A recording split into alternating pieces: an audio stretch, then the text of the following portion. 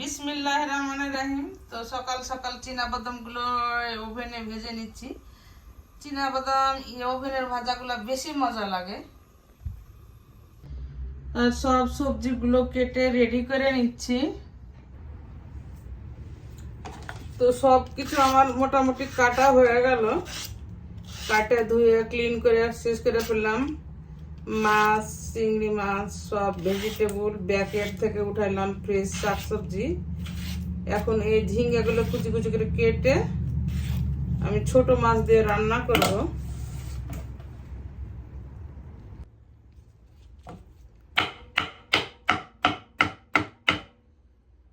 তো এই ছোট মাছগুলো কেটে আমি কুচি কুচি করে, ছোট মাছগুলো তো কাটা ধোয়া হয়ে গেছে।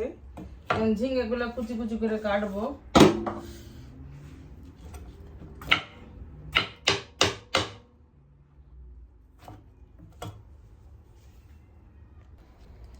মাছ অনেক সুন্দর করে ধুয়ে ক্লিন করে নিয়েছি।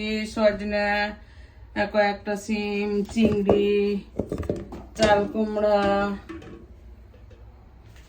সব কিছু রেডি।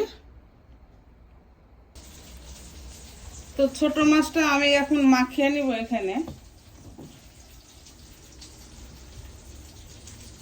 এটা অলিভ অয়েল দিয়ে রান্না করবো আজকে।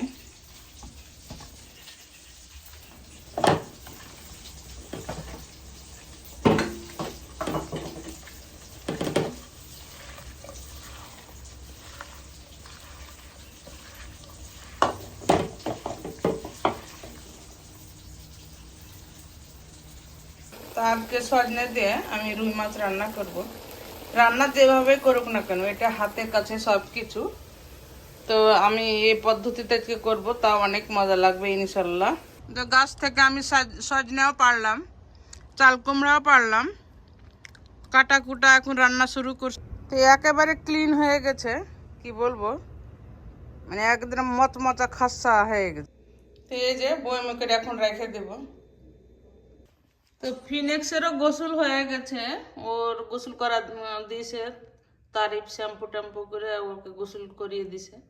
এখন সে রেস্টে আছে।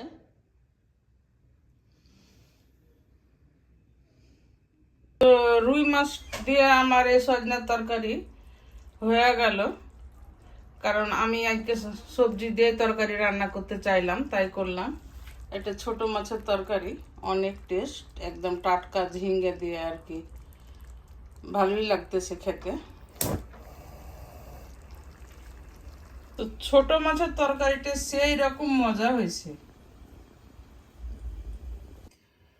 তো বাঙালি রান্না বান্না শেষ হয়ে গেল, যেহেতু এগুলো বাচ্চারা কিছুই খাবে না, কারণ মাছে কাটা।